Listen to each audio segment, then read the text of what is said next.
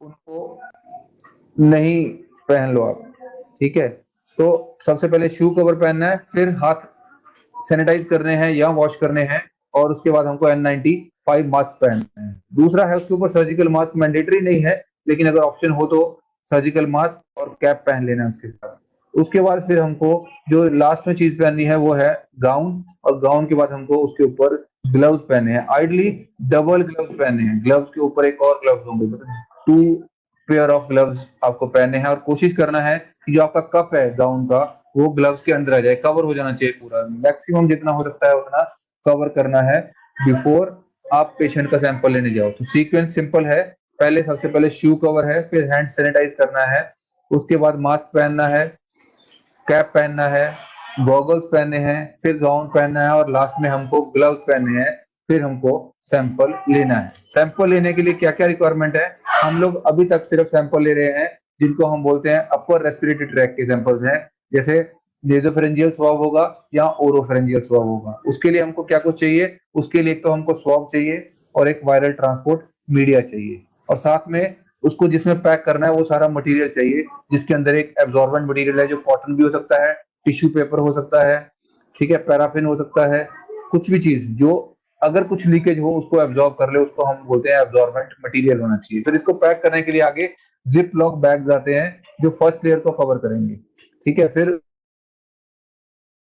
के लिए frozen jail आती है हमारे पास, या ड्राई आइस आती है, वो यूज करना है, और उसको फिर हम थर्मोकोल बॉक्स के अंदर रखेंगे, और थर्मोकोल बॉक्स को वैक्सीन कैरियर के अंदर डाल के फिर हम लोग ट्रांसपोर्टेशन के लिए भेज देंगे। तो क्या क्या रिक्वायरमेंट है हमारी, एक है सबसे पहले सैंपल लेने का जो मटेरियल है। सैंपल लेने के लिए हमको क्या चाहिए, सैंपल लेने के लिए हमको एक तो है जो स्वाब चाहिए, और साथ में वायरल ट्रांसपोर्ट मीडिया चाहिए।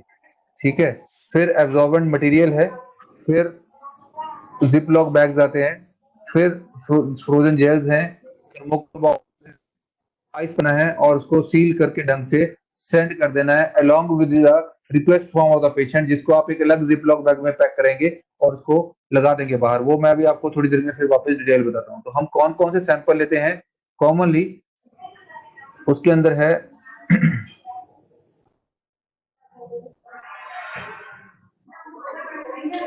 एक तो है नेजोफेरेंजियल या ओरोफेरेंजियल जो मैंने आपको बताया है। उसको लेने के लिए हमने क्या यूज करना है, स्वाब यूज करना है, जिसको वायरल ट्रांसपोर्ट मीडिया में डालेंगे। तो स्वाब कौन सा होता है, कॉमनली हम लोग डेक्रोन या नाइलॉन का स्वाब यूज करते हैं, या पॉलिस्टर का स्वाब हो सकता है, और जो उसकी स्टिक होगी वो प्लास्टिक की होनी चाहिए।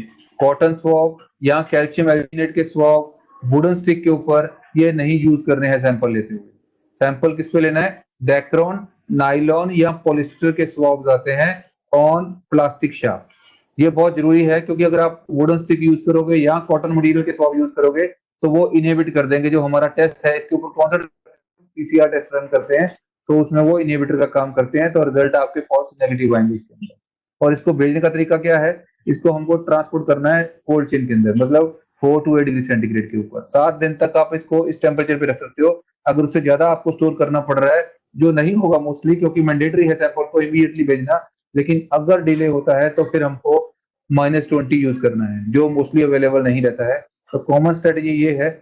इसके अलावा जो लेते हैं उसको हम कॉमनली ये हम लोग नहीं ले रहे हैं, लेकिन अगर अपर रेस्पिरेटरी ट्रैक के सैंपल नेगेटिव आ रहे हो और फिजिशियन को लगता है कि पेशेंट को है कोरोना, तो हम लोअर रेस्पिरेटरी ट्रैक के सैंपल्स लेते हैं, जिसमें से स्पूटम हो सकता है, ब्रोंकियल लवाज हो सकता है, या फिर हम लोग ट्रेकियल वॉशिंग्स बोलते हैं उसको, या लंग वॉशिंग्स बोलते हैं, वो ले लेते हैं। ठीक है, उनको फिर हम लोग सिंपल कंटेनर के अंदर डाल के लैब में ट्रांसपोर्ट कर देते हैं। ट्रांसपोर्ट करने की स्ट्रेटेजी सिंपल है, कोल्ड चेन आपको मेंटेन करना है। इसके अलावा स्पूटम सैंपल भी हम लोग ले सकते हैं।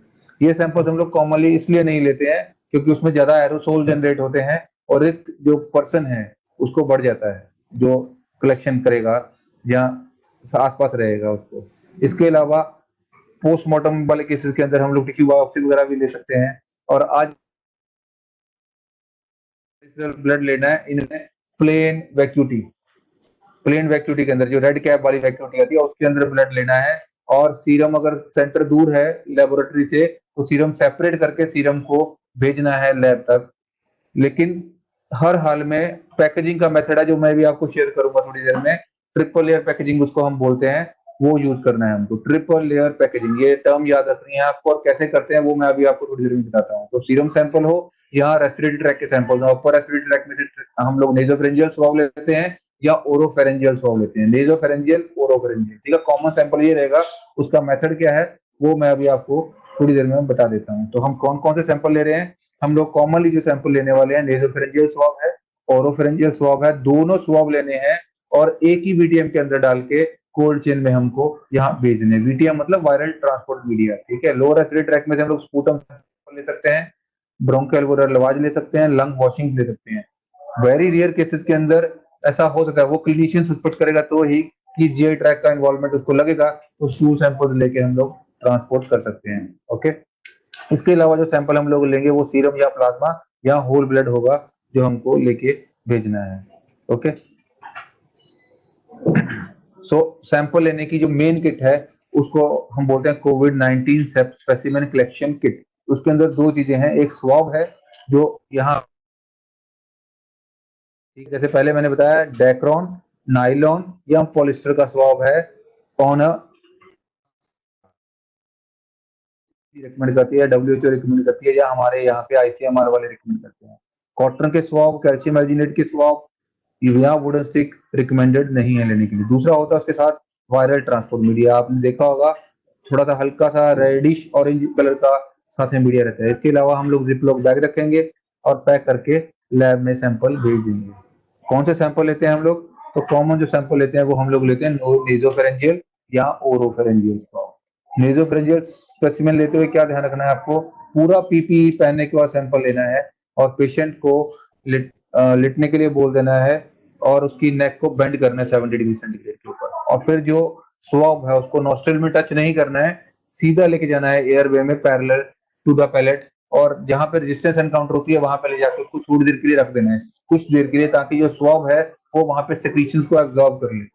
ठीक है, तो एंगल नेक का अराउंड 70 डिग्री सेंटीग्रेड टिल्ट करने के बाद स्वाब को पैरेलल टू पैलेट हमको इंसर्ट करना है और जहां पे रेजिस्टेंस आएगा वहां पे स्वाब को थोड़ी देर के लिए छोड़ देना है ताकि आप सैंपल ले सको, जिसको हम बोलते हैं नेजोफेरेंजियल स्वाब। और उसके बाद उसको थोड़ा सा घुमाने के बाद रिमूव कर लेना है होली होली, थोड़ा धीरे धीरे से। ओके, थोड़ा रोटेट करते हुए करना है ताकि सेक्रीशंस और अच्छे से स्वाब में आ जाएं। सैंपल जितना अच्छा होगा रिजल्ट उतने अच्छे होंगे आपके। ठीक है, सैंपल टू सैंपल रिजल्ट का वेरिएशन थोड़ा सा रिजल्ट्स को अफेक्ट कर सकता है। फिर दूसरा आता है ओरोफेरेंजियल स्वाब। ओरोफेरेंजियल मतलब मुंह से आपको फेरिंज समझाना है, एरिया ऑलमोस्ट सिमिलर है, वो नेजल के थ्रू जाते हैं, यहाँ पे ओरोफेरेंजियल है। टंग डिप्रेसर हम लोग यूज करेंगे इसके अंदर। टंग को डिप्रेस करने के बाद जो आपको दिख रहा है ना, ये एरिया हम कॉमनली यूज करते हैं। ओके, इसके अलावा टॉन्सिलर जो एरिया है वो यूज कर सकते हैं बट प्रेफरेबल नहीं है, हम लोग कॉमनली ये वाला एरिया यूज करेंगे। यहाँ पे स्वाब को लेके हम थोड़ी देर रब करेंगे और सिक्रीशंस को एब्जॉर्ब करेंगे वहां से, और फिर स्वाब को निकाल के हम लोग उसको ट्रिपल पैकेजिंग करेंगे। ठीक है जी, तो ट्रिपल पैकेजिंग में क्या करना है, जो वायल है उसके ऊपर सबसे पहले पैराफिल फिल्म आती है, स्ट्रेचेबल फिल्म आती है, वो लगा के उसको सील कर देना है। मतलब जो स्क्रू कैप को बंद कर देना है फिर उसको सील कर देना है। अगर पैराफिल्म नहीं मिलती है आपको तो हमारे यहाँ पे जो रूटीन ये आती है स्टिकिंग प्लास्टर, वो आप लोग यूज कर सकते हो सील करने के लिए। ओके, उसके बाद उस पूरे वायल को कवर करके पेशेंट का नाम और सब कुछ लेवल उसके ऊपर कर देंगे हम लोग। स्वाब जो अपना स्टिकर है उसके ऊपर चिपका देंगे कि ये पेशेंट का सैंपल किसका है। ये करने के बाद इसको एक दूसरा प्राय कंटेनर लेंगे, उसके अंदर डालेंगे। तो हमारा पहला सैंपल कहाँ है, बीटीएम के अंदर है। ये दूसरा कंटेनर होगा जिसके अंदर हम इसको डालेंगे, प्लास्टिक का कंटेनर होगा और उसके ऊपर भी कैप लगेगा बाद में। ओके, उसके अंदर हम इसको डाल देंगे। उसके अंदर डालने के बाद ये पूरा जो सैंपल है इसको जिपलॉक बैग के अंदर डाल देते हैं। आप देख रहे हैं कितना हम कवर कर रहे हैं सैंपल को। और फिर एक बड़ा कंटेनर लेना है प्लास्टिक का, जिसके अंदर आपको कॉटन स्वाब रख देना है कि इनकेस कुछ भी लीकेज होती है तो वो कॉटन के अंदर आ जाएगी, और वापस उसको सील कर देना है। ये सारी चीजें सील करने के बाद इसको हम लोग थर्मोकोल बॉक्स के अंदर रख देंगे, जिसके अंदर हमने आइस पैक रखे हुए हैं। आइस पैक रखे हुए हैं, ऐसा थर्मोकोल बॉक्स यूज करना है हमको। ओके, ठंडे होने चाहिए आइस पैक, मतलब बाहर नहीं पड़े होने चाहिए, उससे पहले रेफ्रिजरेटर में ठंडे करे होने चाहिए, या फिर हम लोग ड्राई आइस भी यूज कर सकते हैं। तो कोल्ड चेन मेंटेन रहना चाहिए। इस सारा चीज को सील करने के बाद, मतलब थर्मोकोल बॉक्स को सील करके फिर हम लोग उसको कार्डबोर्ड के बॉक्स के अंदर डालेंगे और कार्डबोर्ड बॉक्स के अंदर डालने के बाद हम लोग क्या करेंगे, हमारा जो पेशेंट का रिक्वेस्ट फॉर्म है, रिक्वेस्ट फॉर्म जिसको हम बोलते हैं TRF या रेफरल फॉर्म बोलते हैं, उसके अंदर आप उसको डाल देंगे और उसको थर्मोकोल बॉक्स के ऊपर चिपका देंगे। और इसके ऊपर चिपकाने के बाद इसको हम लोग आगे वैक्सीन कैरियर में डाल के लेबोरेटरी में भेज देंगे और उसके ऊपर लेबोरेटरी का एड्रेस ढंग से लिखना है और साथ में मेंशन कर देना है कि इसके जो कैटेगरी बी सब्सटेंस है, मतलब हाईली कॉन्टेजियस बोले जाते हैं, या UN नंबर 3373 का सब्सटेंस है जो इस सैंपल इस बॉक्स के अंदर रखा गया है। ये जनरल इंफॉर्मेशन है ताकि जो भी हैंडल कर रहा है उसको पता हो कि हाई रिस्क सैंपल है, इस तरह से आपको इसको सील करके भेजना है। तो मैं वापस एक बार आपको टेक्निक बता देता हूँ पैकेजिंग की। इसको हम लोग ट्रिपल लेयर पैकेजिंग बोलते हैं। सैंपल लेने के बाद VTM में डालना है, उसको टैप करने के बाद सील कर देना है पैराफिल्म के साथ। पैराफिल्म से सील करने के बाद उसके ऊपर स्टिकर लगा देना है जिसपे पेशेंट की डिटेल होगी और इसको एक सेकेंडरी कंटेनर के अंदर हम लोग डालेंगे। सेकेंडरी कंटेनर में डालने के बाद फिर क्या करते हैं, हम लोग जिपलॉक बैग में डालेंगे। जिपलॉक बैग में डालने के बाद इस सारे सैंपल को बड़े बॉक्स में डाल देंगे जिसमें कॉटन रखा हुआ है। यहाँ पे अगर आप देख रहे हो कॉटन क्लियरली विजिबल है। फिर सब कुछ पैक करने के बाद थर्मोकोल बॉक्स के अंदर आपको रख देना है जिसके अंदर हमने, यहाँ पे आप देख रहे हो कोल्ड चेन के लिए हमारे जो जेल पैक्स हैं या ड्राई आइस है वो यूज कर, और सारे सील कर देना है थर्मोकोल बॉक्स को और फिर कार्डबोर्ड बॉक्स के अंदर डालना है। उसके ऊपर फिर हम लोग हमारा जो पेशेंट का रिक्वेस्ट फॉर्म है उसको एक पॉलीथीन के अंदर डाल के यहाँ पे पेस्ट कर देंगे बाहर, और साथ में इसके ऊपर हम लोग लिख देंगे लेबोरेटरी का एड्रेस और कौन सा सब्सटेंस है इसके अंदर, कैटेगरी बी और UN 3373 मटेरियल है इसके अंदर। ये सब सैंपल कलेक्शन हो गया, ट्रांसपोर्ट की पूरी तैयारी हो गई। आपने जो आपका PPE किट है वो निकालना है। तो सबसे पहले क्या निकालेंगे हम लोग, सबसे पहले हम लोग क्या निकालेंगे जो हमने सबसे लास्ट में पहने, मतलब हम लोग गाउन और ग्लव। गाउन उतारते उतारते साथ में ग्लव्स उतर जाने चाहिए। अगर आपको ध्यान हो तो ग्लव्स हमने इस तरह से पहने थे कि वो गाउन की कप को कवर कर ले, तो जैसे आप गाउन उतारने जाओ ग्लव्स साथ में उतरेंगे। ये पूरी चीज एक साथ उतार देनी है। दूसरा ओके, और अपने फिर शू कवर रिमूव करेंगे। शू कवर रिमूव करने के बाद हैंड को सैनिटाइज कर लेंगे और फिर हम लोग जो हमारा सबसे पहले पहनी हुई आइटम्स है, मास्क है, गॉगल्स है, करने के बाद वापस हैंड वॉश कर लेंगे, अपने ये सैनिटाइज कर लेंगे और ट्रिपल लेयर जो रूटीन मास्क होता है वो पहन लेंगे एज ए प्रिकॉशनरी।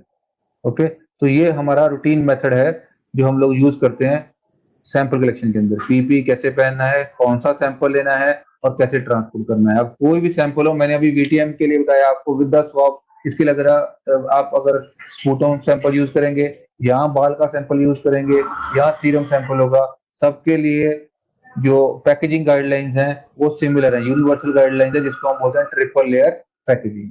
ओके, तो पैकेजिंग करने के बाद आपको क्या करना है, उसको ट्रांसपोर्ट करना है। ठीक है, तो ट्रांसपोर्ट करने के लिए कैसे करेंगे, ट्रांसपोर्ट करने के लिए हम लोग क्या कर सकते हैं कि सैंपल हमने 228 डिग्री सेंटीग्रेड के ऊपर ही ट्रांसपोर्ट करना है। लेकिन अगर डिले आ रहा हो सैंपल को ट्रांसपोर्ट करने में तो 72 आवर्स मतलब 3 दिन तक आप उस सैंपल को रूटीन रेफ्रिजरेटर में रख सकते हैं। उसके बाद भी अगर डिले हो सकता है, मेरे को लगता नहीं ऐसा कुछ होने वाला है, लेकिन है तो फिर आपके पास -20 या -70 का रेफ्रिजरेटर होना चाहिए जिसके ऊपर आप उसको सैंपल को आगे स्टोर कर सकते हो। इससे ज्यादा अगर आप स्टोर करते हो 228 पे तो सैंपल की जो क्रेडिबिलिटी है वो आपके खत्म हो जाएगी। ओके, रूटीन हम लोग जो ट्रांसपोर्ट कर रहे हैं वो अपना एक्सपर्ट होगा, पर्सन जो भी लेके जाएगा आपके यहाँ से ट्रेंड होना चाहिए इस तरह के मटेरियल को ट्रांसपोर्ट करने में। उसको भी गाइडलाइंस पता होनी चाहिए पीपी यूज के बारे में, सैंपल की जो कैटेगरी है उसके बारे में और कहाँ पे उसको दे के आना, पूरी जानकारी होनी चाहिए। कुछ कुरियर सर्विसेज भी रखी गई हैं गवर्नमेंट की तरफ से, तो वो भी आप लोग यूज कर सकते हो क्योंकि उनको स्पेशल ट्रेनिंग भी है, तो वो यूज करी जा सकती है फॉर ट्रांसपोर्टेशन ऑफ सैंपल्स। हम करते क्या है यहाँ पे, ये सारे जो सैंपल आते हैं अपर रेस्पिरेटरी ट्रैक के या लोअर रेस्पिरेटरी ट्रैक के सैंपल, स्वॉब, स्पूटम, बाल या ट्रेकल वॉशिंग या स्टूल सैंपल अगर केस में कभी आता है तो हम लोग उसके ऊपर मॉलिक्यूलर टेस्टिंग करते हैं जिसको हम बोलते हैं real time reverse transcription polymerase chain reaction, जो पॉपुलरली हम लोग बोलते हैं PCR किया जा रहा है लैब के अंदर। ये सैंपल्स के ऊपर PCR करते हैं, ये हर लैब पे नहीं हो सकता, इसकी बहुत स्ट्रिक्ट रिक्वायरमेंट्स हैं जिसके अंदर इंस्ट्रूमेंट हैं जो कॉस्टली हैं, जो पर्सन काम करते हैं वो भी ट्रेंड होते हैं, और इसको एक सैंपल को रन करने के लिए या एक टाइम का रन करने के लिए हमको मिनिमम 4 से 6 घंटे जाते हैं उसके अंदर। ओके, और उसी तरह से फिर हमारा प्रोसेस रहता है पूरा इसके अंदर और एक स्क्रीनिंग टेस्ट आता है, फिर उसको बाद में कंफर्मेटरी करते हैं। ओके, तो जो भी होता है जीनोमिक, ये मतलब आपसे रिलेटेड नहीं है, लेकिन इस तरह का रूटीन है। इनकेस किसी को बताना है कि 2 अलग-अलग टेस्ट करने के बाद दोनों पॉजिटिव आते हैं, फिर जाकर रिपोर्ट जनरेट किया जाता है, तो यहाँ पे गलती की कोई गुंजाइश एज़ सच नहीं है टेस्टिंग के अंदर, अगर आपका सैंपल सही है तो। लेकिन फिर भी कुछ चीजें हैं जो पीसीआर के रिजल्ट को इफेक्ट कर सकती हैं। सबसे पहली जो चीज है वो है आपने कौन सा सैंपल लिया है। मैंने आपको बोला नेज़ोफेरेंजियल या ओरोफेरेंजियल सैंपल लेना है। अगर आपने नेजल स्वाब ले लिया या ओरल स्वाब ले लिया, जीभ के ऊपर किसके सैंपल भेज दोगे तो उसके चांसेस कम है पॉजिटिव आने के। इसलिए पर्टिकुलर सैंपल्स हैं, जितना केयर से आप लेंगे उतने चांसेस सैंपल के पॉजिटिव होने के हैं। कितनी देर आपने रखा, कितना सिक्रीशन लिया, वो सब कुछ डिसाइड करेगा। तो टाइप है और दूसरा कंडीशन है। कंडीशन मतलब कोल्ड चेन पूरा टाइम मेंटेन हुआ था कि नहीं हुआ था, फ्रेश सैंपल लिया है, फिर आपने जो स्वाब यूज करा है, कौन कौन से स्वाब है वो मैंने आपको डिटेल में बता दिए हैं। कॉटन स्वाब कॉमनली अवेलेबल होते हैं, वो हमको रूटीनली यूज नहीं करने हैं इसके अंदर, क्योंकि वो नेगेटिव रिजल्ट दिलवा सकते हैं। फिर लेबोरेटरी के अंदर भी गलती हो सकती है, अगर कुछ कंटेमिनेशन हो तो। मोस्टली नहीं होती है, क्योंकि हर चीज को बहुत ढंग से बायोसेफ्टी कैबिनेट में काम करते हैं। इसके अलावा जो लोग काम करते हैं वो बहुत ट्रेंड और एक्सपर्ट लोग होते हैं, लेकिन फिर भी चांस गलती का फॉल्स रिजल्ट आ सकते हैं पीसीआर के अंदर। कॉमन नहीं है, लेकिन ये हो सकता है। ओके, इसके अलावा जो चीज इफेक्ट कर सकती है वो ये है कि पेशेंट कौन से टाइम में है सैंपल जब आपने लिया था। ओके, हो सकता है उसको ना हो, इसलिए भी सैंपल नेगेटिव आ सकता है, या उसको एसिम्प्टोमेटिक था लेकिन कॉन्टेक्ट में था और आपने 2-4 घंटे में सैंपल ले लिया, ऐसी कंडीशन के अंदर नेगेटिव रिजल्ट आएगा। थोड़ा टाइम लगता है वायरस को बॉडी में जाके मल्टीप्लाई करने में और सिक्रीशन में आने में। अभी हम बात करते हैं जो हम लोग रूटीनली अभी यूज कर रहे हैं, या जो आने का बोला जा रहा है कि सीरोलॉजिकल टेस्ट आने वाले हैं for testing in corona virus, जिसको रैपिड टेस्ट बोला जा रहा है कि 15 मिनट में रिजल्ट आ जाएगा या आधे घंटे में रिजल्ट आ जाएगा। कॉमन टेस्ट आ रहे हैं आईजीजी या आईजीएम एंटीबॉडी की डिटेक्शन के लिए। ये सैंपल जहां तक मुझे लग रहा है, या जो टेस्ट है वो रूटीन यूज में नहीं आएंगे। इनका मेन पर्पज रहेगा सर्वेलेंस पर्पज, या अगर आप देखना चाह रहे हो कि पॉपुलेशन में कितने लोगों को एसिम्प्टोमेटिक इन्फेक्शन कभी हुआ था, क्योंकि जो एंटीबॉडी का प्रेजेंस है बॉडी के अंदर वो शो करता है कि आपका इम्यून सिस्टम एक्टिवेट हो गया है और उसने एंटीबॉडी बना लिए हैं। 2 अलग-अलग मेथड है जो यूज करते हैं, और इम्यूनोक्रोमेटोग्राफी का जो रैपिड टेस्ट बोलते हैं वो इम्यूनोक्रोमेटोग्राफी या आईसीटी टेस्ट बोले जाते हैं। इसके अंदर 2 तरह के एंटीबॉडी आएंगे मोस्टली टेस्ट के अंदर, आईजीएम एंटीबॉडी या आईजी एंटीबॉडी। ओके, दोनों में से कौन सा एंटीबॉडी, तो आईएम एंटीबॉडी है तो वो कंफर्मेटरी है कि कोरोना इन्फेक्शन है। है इसका मतलब ये अभी ठीक होने की स्टेज में आ गया है, उसको शायद हुआ था। तो ये थोड़ा फर्क है दोनों का टेस्टिंग का या उसको इंटरप्रेट करने का। ओके, तो क्या करेंगे, कौन सा सैंपल लेते हैं हम लोग इसमें सीरम सैंपल लेते हैं। जो रेड कलर के कैप वाले वैक्यूटी आते हैं, या प्लेन वैक्यूटी जिसको हम बोलते हैं, या क्लॉट एक्टिवेटेड वाले वैक्यूटी होते हैं, वो हम लोग यूज करते हैं सैंपल कलेक्शन के लिए। पेरिफेरल ब्लड जैसे आप रूटीनली लेते हो वैसे ही सैंपल लेना है, लेकिन यहाँ पर सैंपल लेते हुए आप पूरा पीपीई पहन के सैंपल लेंगे। रूटीनली हम जैसे सैंपल ले लेते हैं ना, एप्रन पहना और सैंपल ले लिया ग्लव्स पहन के, ऐसा नहीं है। पूरा पीपीई पहनेंगे, क्योंकि पेशेंट हो सकता है इन्फेक्शियस हो उस टाइम पे, तो पीपीई में आपको केयरलेस नहीं होना है। ये सैंपल हम लोग कहाँ से लेंगे, क्लस्टर या कंटेनमेंट एरिया में, disease load in the population. Okay, या सिम्टोमेटिक में से अगर ले रहे हो तो उसके सिम्टम्स होंगे कफ, कोल्ड, लो ग्रेड फीवर, या सोर थ्रोट हो, या डिफिकल्टी इन ब्रीदिंग। ओके, तो रैपिड एंटीबॉडी टेस्ट है वो, अगर पेशेंट को कोरोना है लेकिन अगर वो नेगेटिव आता है तो इसका मतलब ये नहीं है नहीं है, वो आपको कंफर्म करना पड़ेगा। कंफर्मेटरी मेथड हमारा जो हमने पहले टेस्ट सैंपल लिए थे वही रहेगा, आरटीपीसीआर। आरटीपीसीआर पॉजिटिव आया तो पेशेंट को कोरोना है या क्वारंटाइन कर देना है। आरटीपीसीआर नेगेटिव है तो पेशेंट को कोरोना नहीं है। ओके, ये हमारा मेथड है सीरोलॉजिकल टेस्टिंग के अंदर, जो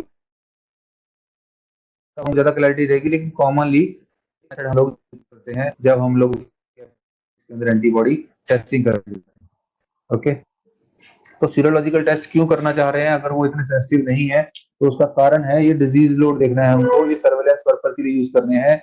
जो हम लोग पीसीआर कर रहे हैं उसके अंदर डिफिकल्टी है, डिफिकल्टी है का मतलब क्या है कि उसको महंगे बहुत पड़ रहे हैं टेस्ट। दूसरा है कि परफॉर्म करने में टाइम जाता है और लैब के ऊपर अननेसेसरी बर्डन आता है टेस्ट को परफॉर्म करने का। अगर आपको डिजीज लोड देखना है तो ये बेटर मेथड है उसके लिए। और ये जो आपका नंबर ऑफ सैंपल्स है और जो उसका रिजल्ट है उस टाइम को थोड़ा शॉर्ट कर देगा और इम्प्रूव कर देगा आपकी एक्टिविटी। सो इसलिए फिर हम लोग सीरोलॉजिकल सैंपल्स टेस्ट करते हैं। ओके, फायदे क्या है? एक तो सेम डे रिजल्ट्स हैं, टाइमली, मतलब विद इन 4 to 6 आवर्स आपको रिपोर्ट मिल जाएगी, जो अभी पीसीआर के अंदर शायद 24 घंटे जितने लग जाते हैं। क्योंकि काम होता है, सैंपल आता है, उसको प्रोसेस करने में फिर टाइम जाता है, फिर रिपोर्टिंग करने में और टाइम चला जाता है। ठीक है, यहाँ पे भी सैंपल रन करने में आधा घंटा लगेगा, लेकिन सब रिपोर्ट वगैरह निकालने में वापस वही 2 से 4 घंटे लगेंगे रिपोर्ट करने में। ओके, दूसरा क्या है, ये वाले टेस्ट पीसीआर में जैसे मैंने, टीम है उसको एक्सपर्ट होना चाहिए परफॉर्म करने के लिए, बहुत महंगे इक्विपमेंट हमको चाहिए। लेकिन जो सीरोलॉजिकल टेस्ट हैं उसके लिए आप पेरिफेरल सेंटर पे टेस्टिंग कर सकते हो, ज्यादा हाई क्वालिटी की आपको एक्सपर्टाइज की जरूरत इसके अंदर यहाँ नहीं है। ओके, इजी टू परफॉर्म है, कोई भी कर सकता है, और रूम टेम्परेचर पे ही हम लोग इसको रन कर लेंगे तो हमारे रिजल्ट्स। अब ये तीन हमने चीजें देखी हैं, एक है जिसको हम बोलते हैं पीसीआर टेस्टिंग, एक आईजीएम है, और एक आईजीजी है। ये ग्राफ में दिखता है कि कौन सा टेस्ट कब पॉजिटिव आता है। यहाँ पे जब पेशेंट को इन्फेक्शन लगा उसको 0 डे बोलते हैं। ये फर्स्ट आपका टेस्ट पॉजिटिव आएगा वो पीसीआर रहेगा। जो ब्लू लाइन है इसको फॉलो कीजिए तो वो काफी टाइम तक पॉजिटिव रहेगा, ऑलमोस्ट 1 महीना। तो पीसीआर का जो मेन है वो रोल रहेगा। लेकिन अगर आप एंटीबॉडी की बात करते हैं, जो ग्रीन लाइन है वो आईजीएम एंटीबॉडी की है। 5 से 7 दिन, अगर बहुत हेल्दी आदमी है, उसका नॉर्मल इम्यून रिस्पॉन्स है, तो 5 to 7 डेज में एंटीबॉडी अपीयर होना शुरू होते हैं ब्लड के अंदर, और फिर वो 15 से 20 दिन में नेगेटिव हो जाते हैं। ठीक है, और इसके अलावा जो आईजीजी एंटीबॉडी है उसको हम लोग 14 डेज के बाद ही टेस्ट कर सकते हैं, और फिर वो लंबे टाइम तक परसिस्ट करते हैं, जो हम लोगों को इम्यूनिटी प्रोवाइड करते हैं और प्रोटेक्ट करते हैं। तो अगर आप देख रहे हो तो विंडो पीरियड के अंदर जो टेस्ट हमारा पॉजिटिव आएगा वो पीसीआर आएगा शुरू में, यहाँ हमेशा पॉजिटिव रहेगा। आईजीएम आपका जब पेशेंट ठीक होना शुरू होता है, एंटीबॉडी बन गई, इम्यून सिस्टम रिस्पॉन्ड करने लग गया था, वो ठीक होने की स्थिति में जाएगा, तब पॉजिटिव हो जाएगा। फिर आईजीजी लास्ट में आएगा। ओके, सो ये कॉमन है, हर डिजीज के अंदर सिमिलर पैटर्न रहता है। लेकिन सबसे जो इम्पोर्टेंट टेस्ट है यहाँ पे पीसीआर है, लेकिन वो जहां तक हो सके, क्योंकि बहुत महंगा है और बहुत एक्सपर्ट लोग चाहिए उसके लिए और टाइम जाता है उसमें, इसलिए जेन्युइन पेशेंट जो हो, अंडर कंसिडरेशन कॉन्टेक्ट्स हो, उन्हीं का करना है, सबके लिए नहीं है।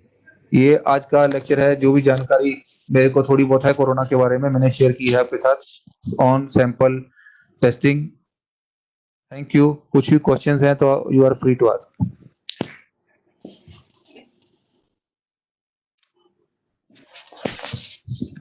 Thank you doctor Sandeep Nanda. Government of गुजरातनी एक rapid antibody test related video છે જે અમે બતાવવા ઈચ્છીએ છીએ.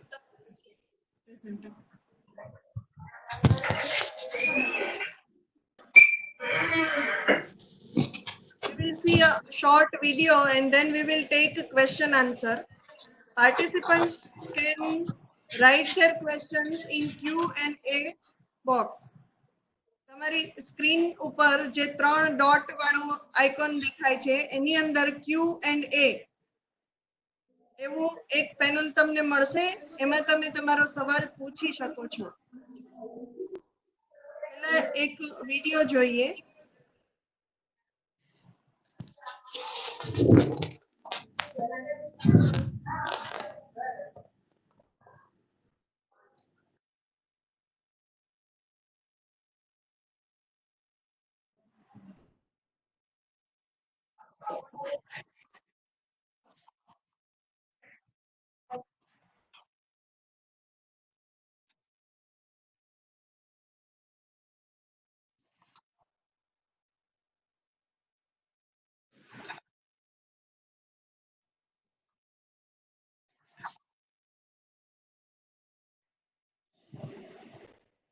અવાજ કેમ નથી આવતો?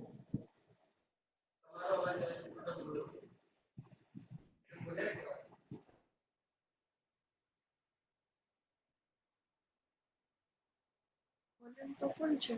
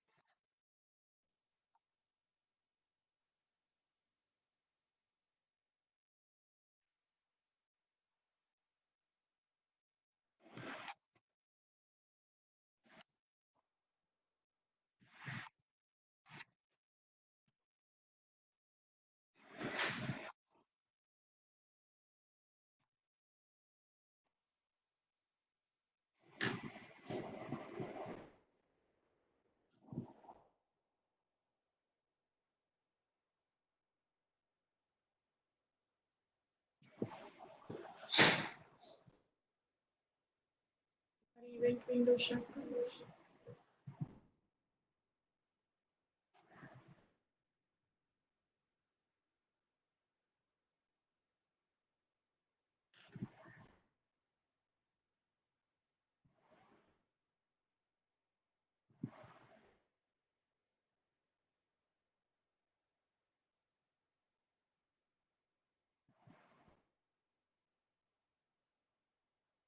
પાર્ટિસિપન્ટ પોતાનો સવાલ Q&A માં લખી શકે છે.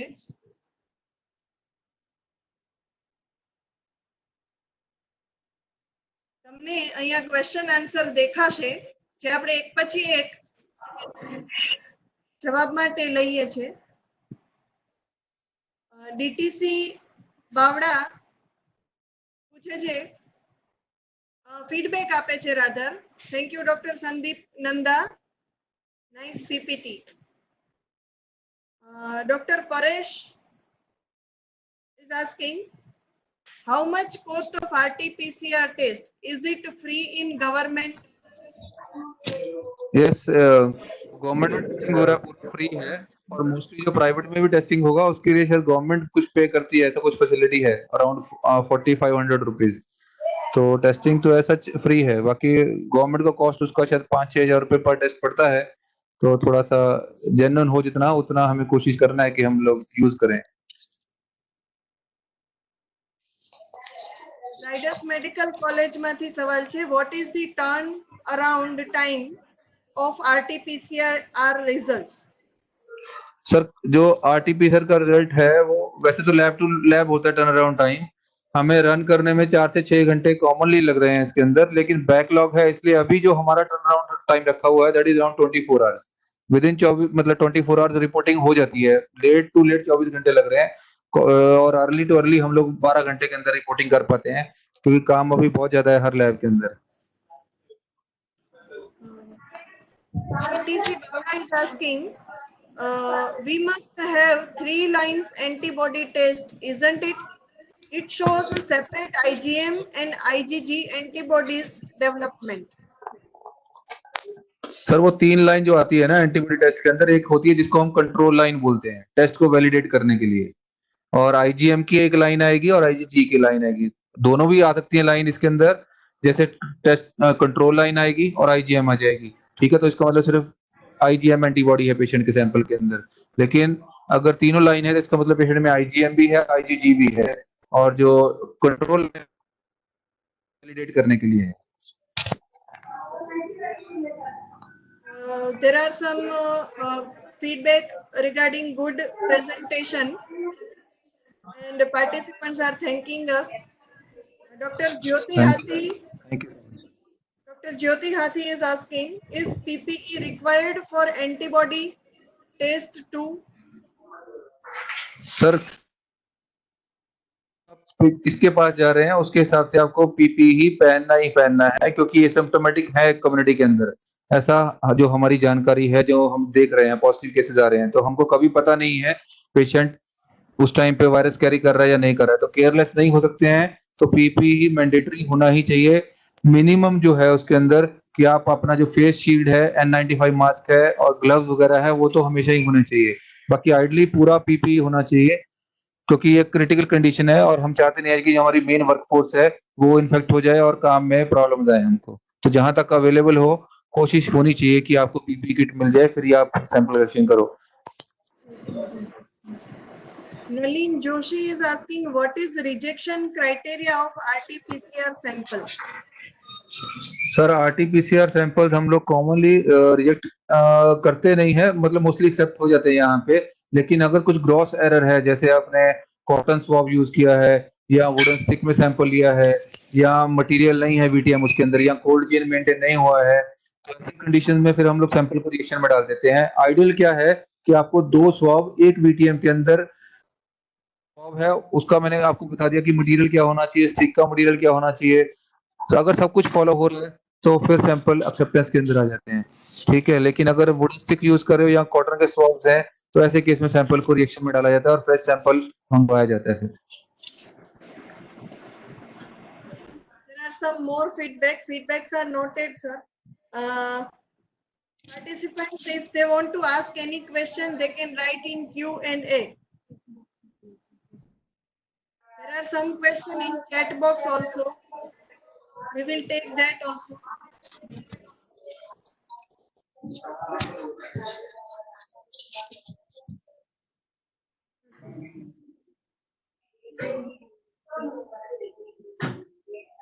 Post में જ દેખાય છે એવું છે કે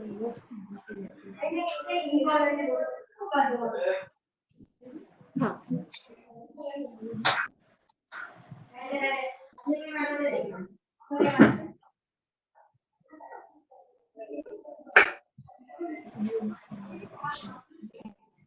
Dr. Paresh is asking, if person want to do test by itself, then what can be done? If a question समझ नहीं आया, person want to wants do to do test by test itself. by himself, आप जो agencies है ना उसके अंदर उनसे बात कर सकते हो या I think फिजिशियन को जाके question दे is सकते not हो। clear. या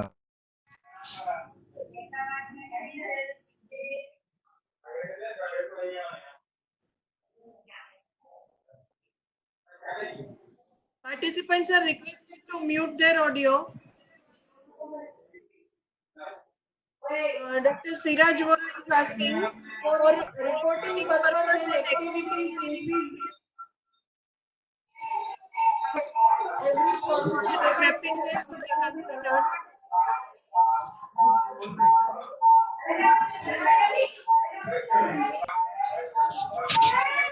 आईजीएम Participants से पॉजिटिव है request है तो कि એનો पेशेंट उस audio टाइम पे mute करा दे.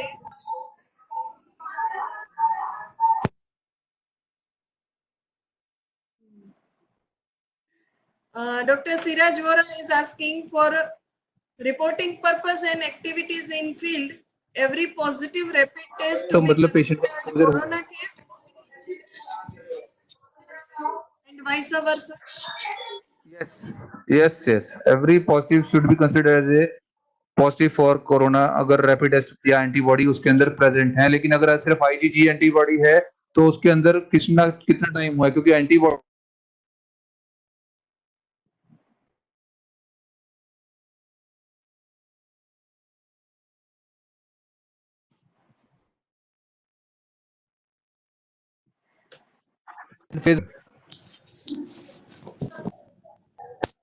Roshni is asking how can I get recording. Roshni wants to get recording. We will be putting this session video on YouTube. You can find it from there. Sonal, how to discard a swab?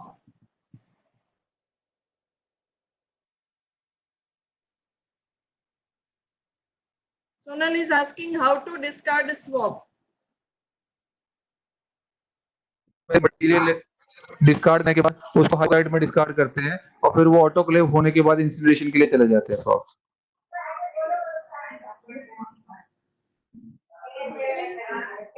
Patel Sharmista, any medical staff can take sample or any expert person. A trained personnel is required for collection of the samples. उसमें ऐसा है कि commonly जो physicians होते हैं वही sample collection करते हैं सो दैट मिनिमम लोगों का एक्सपोजर हो पेशेंट को। बाकी एज पर द गाइडलाइंस इसमें होता है कि आपको जो भी एजेंसी है गवर्नमेंट का, तो अगर असाइंड है तो you are suppose to collect, आपका ट्रेनिंग होगा उसके लिए यूज करने से सैंपल कलेक्शन का और पैकेजिंग का पूरा सिखाया जाएगा, then you are able to take the samples. Parmishta Ben ne, I want to add to this question.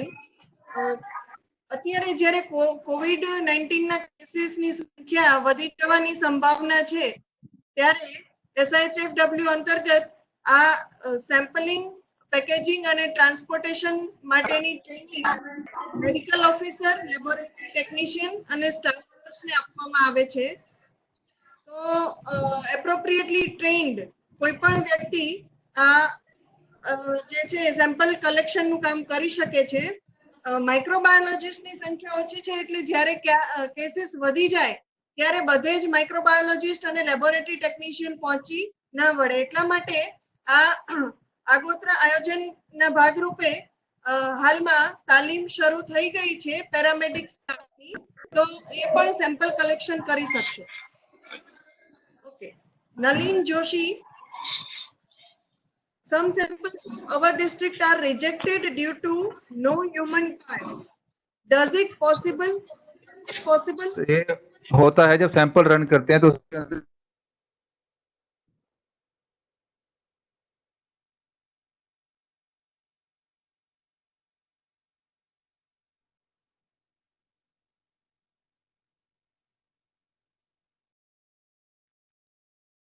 नहीं आया है सर, वो एम्प्लीफाई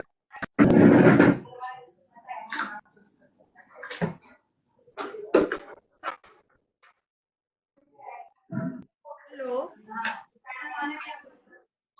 Yes. Rathod Grade. आवाज पार्टिसिपेंट्स તમારો ઓડિયો મ્યુટ મોડ પર રાખો. We can't hear each other. Participants are not able to listen to the answers given. ये कि कितने है होता है, पेशेंट है एडमिटेड है तो उसको डिस्चार्ज करने से पहले मिनिमम 2 बार नेगेटिव आएगा, फिर डिस्चार्ज करते हैं पेशेंट को। 24 घंटे के अंदर 2 बार सैंपल नेगेटिव आता है तब जाके डिस्चार्ज करते हैं। तो कितनी बार सैंपल लिया जाएगा, जैसे एक बार सैंपल लिया पॉजिटिव आया, फिर 14 डेज का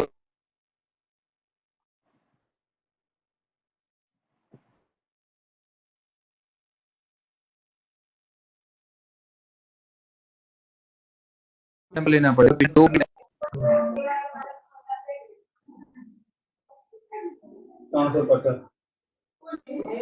तो फिर नरेश गोदारा है जो पूछ रहे हैं कि सैंपल का मतलब मल्टीपल सैंपल मीन सर, जैसे मैंने बताया आपको, एक ही सैंपल में हमको ओरोफेरेंजियल स्वैब लेना है और साथ में नेसोफेरेंजियल स्वैब लेना है। तो एक ही वीटीएम में 2 हम लोग डाल देते हैं। इसको हम बोलते हैं कि होता है कि वायरल लोड आएगा और चांसेस ऑफ पॉजिटिविटी बढ़ जाएंगे सैंपल के अंदर। DTC Aliabada is asking when stool examination is required. Common sample नहीं है और लेकिन ऐसी जो अभी तक की स्टडीज हैं है कि 10% ऑफ पीपल उनके अंदर जीआई ट्रैक के प्रॉब्लम्स आते हैं बिकॉज ऑफ कोरोना। तो अगर डॉक्टर को लगता है तो उस केस में वो स्टूल सैंपल लेंगे, सब में नहीं लेना है sample.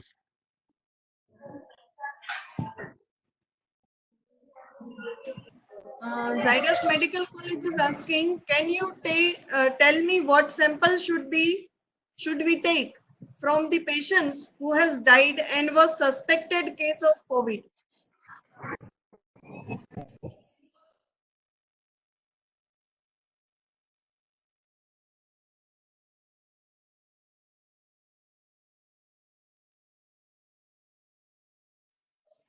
You are not audible, sir. Hello. Yes, kindly repeat the answer. You were not audible, sir.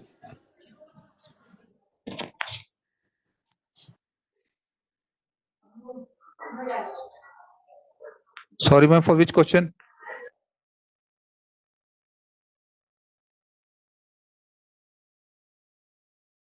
For samples to be taken in dead bodies.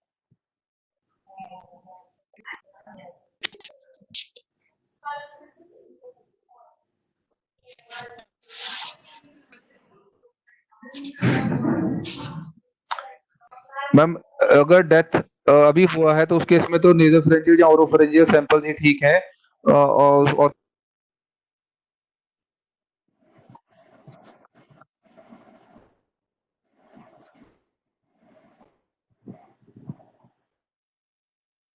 जो है बायोप्सी या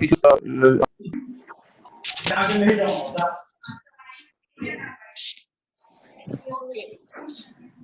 DTC Bavda is rather giving answer to our previous question. In Ahmedabad district, laboratory technician and MO are given training for taking samples. And ENT residents are also given training for taking samples. Okay, thank you, DTC Bavda. Patel Sejal, corona का sample नीचे गिर जाए तो case spillage kit किया जा सकता है?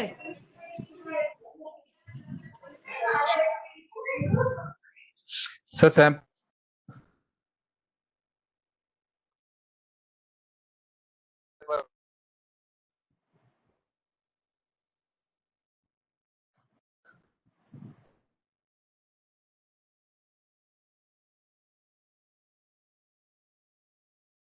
के ऊपर आप करना है उसी को। इन द मीन टाइम वहां पे कोई मूवमेंट नहीं होना चाहिए। तो जो रूटीन हमारी स्पिलेज पॉलिसी है वही फॉलो करनी है, उसके अंदर कुछ भी अलग से नहीं है, सिर्फ एक्स्ट्रा कॉशंस लेने हैं कि जो पर्सन क्लीन करता है उसको आपको प्रोटेक्टिव गियर है।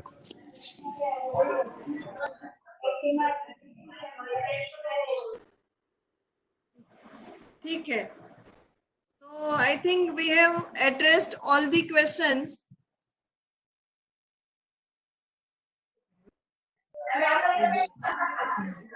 If participants wants to ask anything more, then they can write their question in Q&A.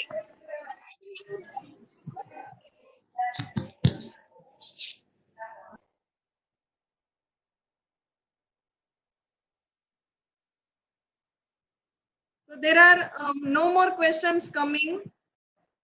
Thank you, Dr. Sandeep Nanda, for taking a wonderful session on sample collection, transportation, packaging and transportation. Thank you very much on behalf of SIHFW for guiding our participants. Thank you, ma'am.